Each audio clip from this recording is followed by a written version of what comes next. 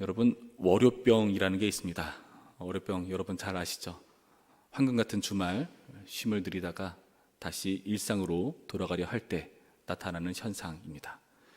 쉬었다가 우리가 맞닥뜨린 일상에서는 여러 갈등과 피로와 우리를 괴롭게 하는 일들이 기다리고 있다는 것을 알기 때문에 그것을 맞닥뜨리기 두려워하는 우리의 모습이라 할 수 있을 것입니다. 신자들은 어떠할까요? 우리 성도는 주님 안에서 쉬죠.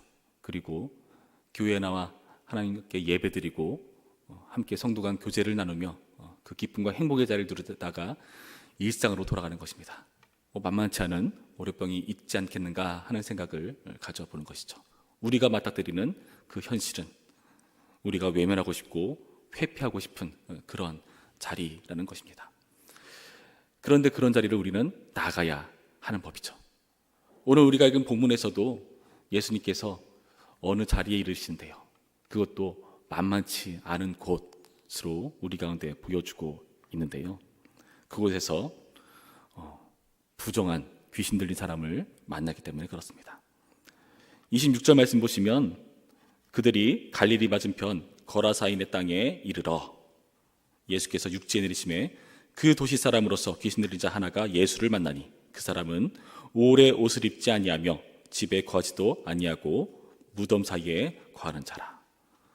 무덤에 거하는 자라고 말을 하고 있죠. 무덤이라는 것은 유대인들 입장에서는 피해야 되는 장소이지 않습니까? 부정한 자리이기 때문에 그렇죠.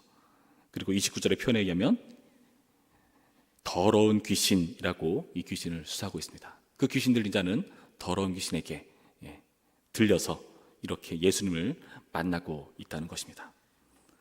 그리고 이 귀신은 어떻습니까? 이 귀신은요, 굉장히 강력한 모습으로 본문은 소개하고 있는데요. 29절부터의 말씀 볼까요? 29절 말씀 그 괄호 쳐 있는 부분부터 보시면요. 귀신이 가끔 그 사람을 붙잡음으로 그를 쇠사슬과 고랑에 메어 지켰을 때 그 맨 것을 끊고 귀신에게 몰려 광야로 나갔더라. 통제가 불가능한 그렇게 강력한 존재라는 것을 보여줍니다. 30절 예수께서 내 이름이 무엇이냐 물으신즉 이르되 군대라 하니 이는 많은 귀신이 들렸습니다. 군대라는 이름을 가진 귀신입니다. 그것은 여기 나타난 표현대로 많은 귀신이 있기 때문에 숫자로도 굉장히 많은 강력한 귀신, 통제 불가능한 그런 귀신에 사로잡혀 괴로워하는 사람을 예수님은 만나셨다는 것입니다.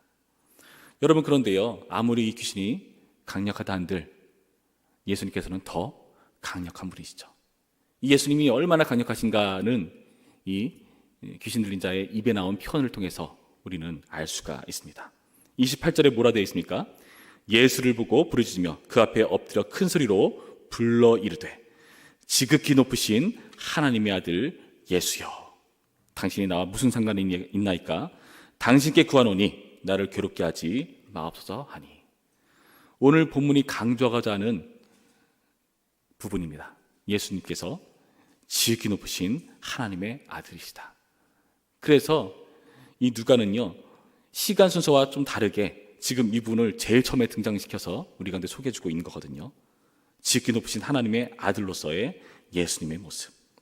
그리고 예수님은 어떤 권세를 가졌습니까? 32절 표현, 무저갱으로 들어가자 하지 마시기를 간구하더니. 예수님께서 다시 오시는 그날에 모든 죄와 사망을 멸하시고 이 사단을 정말 끝내버리실, 멸말시키실 그런 모습을 이렇게 무저갱으로 표현할 수가 있는데요. 그 일을 하지 말아달라 간구하고 있는 것입니다. 32절은 또 어떻습니까? 마침 그곳에 많은 돼지떼가 산에서 먹고 있는지라 귀신들이 그 돼지떼에게로 들어가게 허락하심을 간구하니 이에 허락하시니 귀신들이 그 사람에게서 나와 돼지에게로 들어가니 그때가 비탈로 내리다라 호수에 들어가 몰사거늘. 지금 이 귀신 들린 자, 이 귀신이 예수님께 간청을 하고 있죠. 허락을 구하고 있습니다. 어떤 일을 하나를 하더라도 하나님께 허락을 구해야 할 만큼, 그만큼 예수님 앞에서 그 강력한 귀신이라 할지라도 연약한 존재에 불과하다는 것을 오늘 본문은 우리 가운데 소개하고 있습니다. 이렇게 귀신을 내어 쫓으시고 그 귀신 들린 자를 귀신 들렸던 자, 귀신 나간 자로 바꾸시는 하나의 모습을 오늘 본문은 우리에게 소개해주고 있다는 것이죠. 여러분, 이런 예수님이 우리 가운데 있다면 우리는 얼마나 좋습니까? 이 예수님께서 우리를 위해서 이렇게 놀라운 일을 보여주시는구나. 이렇게 능력이 많으신 분이 우리가 섬기는 예수 그리스도시구나. 그렇게 반응해야 마땅하죠. 그런데 뜻밖에도 여기 이 지방에 있는 사람들은 그러한 반응을 보이질 않습니다. 어떻게 말하고 있습니까? 34절 말씀 보니까 이렇게 되어 있죠. 치던 자들이 그 이루어진 일을 보고 도망하여 성내와 마을에 알리니 사람들이 그 이루어진 일을 보러 나와서 예수께 이르러 귀신 나간 사람이 옷을 입고 정신이 온전하여 예수의 발치에 앉아 있는 것을 보고 두려워하거늘. 귀신 들렸던 자가 어떻게 구원받았는지를 본 자들이 그들에게 이르매 거라사인의 땅 근방 모든 백성이 크게 두려워하여 예수께 떠나가시기를 구하더라. 예수께서 배올라 돌아가실세. 이 예수님을 영접하거나 환영하는 그런 분위기가 아닙니다. 곤란해진 일이 있다는 듯이 예수님을 몰아내는 그런 모습을 우리 가운데 보여주고 있죠. 예수님께서는 귀신을 몰아내셨는데 이곳 사람들은 예수님을 몰아내는 이상한 광경을 우리는 보는 것입니다. 이들은 이런 놀라운 사건, 귀신 나간 사람을 보고 두려워하였다고 표현합니다. 그 귀신 들었던 자가 어떻게 구원받았는지를 보고 나서 그것을 안 모든 그 거라사 땅의 백성들이 크게 두려워하였다. 그 두려움으로 떠나가시를 구하였다라고 우리 가운데 밝혀주고 있다는 것이죠. 여러분, 예수님을 두려워하였다. 여러분, 예수님을 만나는 사람들의 공통된 반응이기도 합니다. 베드로도 그랬죠. 주여 나를 떠나소서 나는 죄인으로소이다. 여러분, 이 예수님을 두려워하는 것, 하나님을 두려워하는 것은요, 인류가 타락한 이래로 계속해서 나타나는 하나님 앞에서의 공통된 죄인들의 반응입니다. 아담이 그랬죠. 낯을 피하여 숨죠. 그 하나님 앞에 나가는 것이 굉장히 두려운 겁니다. 무서운 겁니다. 왜요? 자기가 죄가 있으니까. 그 죄가 드러나는 것을 못 견뎌하고 그 죄로 하나님 앞에서, 그 거룩하신 하나님 앞에서 죽을 것 같은 공포를 느끼는 것입니다. 여러분, 이런 하나님께 대한 자신의 죄악에 대한 공포를 마주하는 사람들, 여러분, 이것은 모든 죄인의 공통된 반응이라니까요. 그런데 그 가운데서 예수님을 몰아내는 사람이 있고 그 예수님을 환영하는 사람들이 있다는 것이 여러분 중요합니다. 여러분, 우리는요, 하나님을 만나면 어떤 반응이 일어납니까? 굉장히 기쁘고 행복하죠. 그렇죠. 이것은 우리에게 나타나는 당연한 반응입니다. 그런데 그 전에 하나님을 만나게 되었을 때 가장 먼저 일어나는 반응은 무엇인가 하면은 자신의 죄악이 드러납니다. 하나님께 가까이 나가면 나아갈수록 자신의 죄악 때문에 견디지 못하는 삶 가운데 있게 된다는 거죠. 우리가 전도 나가면 사람들이 놀라지 않습니까? 아니, 내가 왜 죄인입니까? 난 죄 지은 적 없는데요.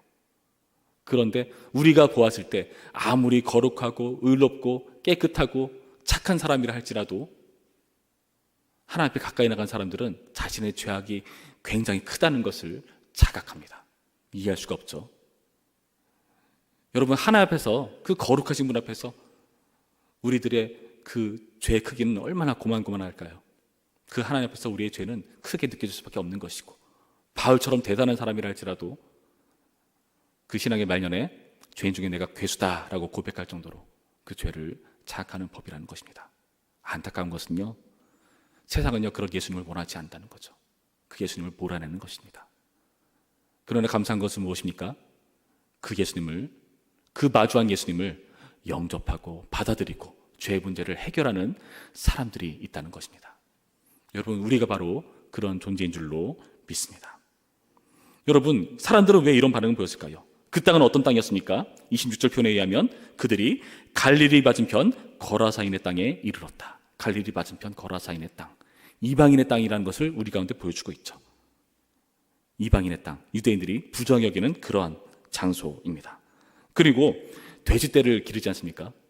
돼지를 생각하고 있습니다. 율법에 의하면 금지하고 있는 동물이죠. 부정한 동물이기 때문에 그렇습니다. 그렇게 부정한 동네, 부정한 일을 하는 곳, 부정한 무덤에서 부정한 귀신 들린 그런 장소를 우리가 보여주고 있다는 것은 그 땅이 죄로 그만큼 관영하였다, 죄로 가득한 동네였다는 것을 우리 가운데 시사하고 있는 것이고, 이 귀신 들린 자는 그의 대표격으로 등장하고 있다는 것입니다. 그곳 모든 사람들이 예수님을 거절하는 죄의 문제에서 허덕이는 그런 장소라는 것을 여러분 짐작해 보셔야 된다는 겁니다. 여러분, 우리가 마주하는 세상도요 이렇습니다. 우리가 마주하는 세상도요 하나님의 통치 원리를 무시해버리죠. 그들의 원하는 대로 살아가고 그런 곳에서 우리가 신앙을 가지고 살아갈 때 부딪힙니다. 마태복음 5장에 나오는 팔복의 내용에 의하면 죄에다 부딪히는 내용이지 않습니까? 우리가 애통하고 가난하고 그 모든 것들이 세상 가운데 부딪히는 하나님 나라 백성으로서의 현상으로 우리 가운데 소개하고 있죠. 그런데 그게 복되다. 왜요? 그 부딪힘과 그 현상들이 우리가 하나님 나라 백성이라는 것을 증명하는 표이기 때문에 그러하죠. 여러분, 그렇게 세상은요 부정하고 힘들고 어려운 곳입니다. 그런데 놀랍게도 이 세상에 소망이 있습니다.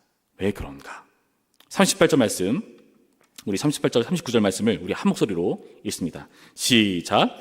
귀신 나간 사람이 함께 있기를 구하였으나 예수께서 그를 보내시며 이르시되 집으로 돌아가 하나님이 내게 어떻게 큰 일을 행하셨는지를 말하라 하시니 그가 가서 예수께서 자기에게 어떻게 큰 일을 행하셨는지를 온 성내에 전파하니라.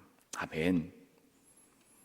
구원받은 사람, 귀신 나간 사람이 예수님께 간청하죠. 예수님과 함께 있기를 구합니다. 그러나 그에게는 허락되지 않습니다. 왜일까요? 그 땅 가운데 이 자가 해야 할 일이 있기 때문에 그렇습니다. 예수님은 이제 가고 없을 것입니다. 예수님 대신에 그가 그 자리에서 해야 될 일이 있기 때문에 그러하죠. 여러분, 세상이 왜 소망이 있습니까? 교회가 있기 때문에 그러합니다. 내가 있는 그 자리가 왜 소망이 있습니까? 예수님이 있는 내가 있기 때문에. 내가 그 자리에서 구원받은 자로서 하나님의 큰 일을 아는 자로서의 역할, 예수님의 큰 역사와 행사를 아는 자로서의 역할을 해야 하기 때문에 내가 있는 그 자리가 소망이 있다고 오늘 본문은 우리 가운데 밝혀주고 있다는 것입니다. 여러분, 우리가 맞닥뜨리는 그 월요병은요 당연한 현상이지만 그것을 극복해야 합니다. 세상 가운데 나타나는 그 모든 갈등과 환난 속에서 우리는 그 가운데 평안을 만들어내야 되고 사랑을 만들어내야 되고 예수님의 모습을 보여줘야 되는 책임을 가진 자로 그 자리를 지켜야 됩니다. 믿지 않는 나의 가정, 믿지 않는 나의 동료들, 예수님을 모르고 예수님을 거절하는 그 죄로 가득한 세상 가운데 우리가 할 일이 있다고 주님께서 밝혀주는 말씀이라는 것입니다. 오늘 말씀을 통해서 여러분, 오늘 돌아가시는 여러분의 삶의 터전에서 예수님의 모습을 드러내시고 예수님의 역할을 감당하시고 그 죄로 가득한 땅이 우리를 통해서 거룩하고 평화롭고 천국이 이루어지는 그런 땅이 되기를 주님의 이름으로 축원합니다. 기도하겠습니다. 참 좋으신 하나님 감사드립니다. 이처럼 우리를 사랑하셔서 우리를 구원하시고 우리에게 예수님의 큰 일을 보여주시고 그 일을 전하라고 말씀하시니 감사드립니다. 어떻게 우리 같은 존재가, 죄인 중에 괴수 같은 우리 같은 존재가 예수님을 알고 믿게 되었습니까? 그 쉽지 않은 사망으로 허덕이던 우리를 어찌하여 구원하시고 우리에게 이렇게 놀라운 일들을, 특권들을 허락하십니까? 주님, 우리가 하나님 나라의 대사로서 예수님의 전령자로서 오늘 우리에게 주어진 현실을 살아갈 수 있도록 인도하여 주시옵시고 우리 때문에 우리가 있는 그 자리가 하늘의 소망을 간직하는 그런 자리가 될 수 있도록 도와주셔서 오늘도 나를 통해 내가 있는 자리가 바뀌게 하여 주시옵시고 예수님의 거룩함을 드러내는 우리 모두가 될 수 있도록 인도하여 주시옵소서.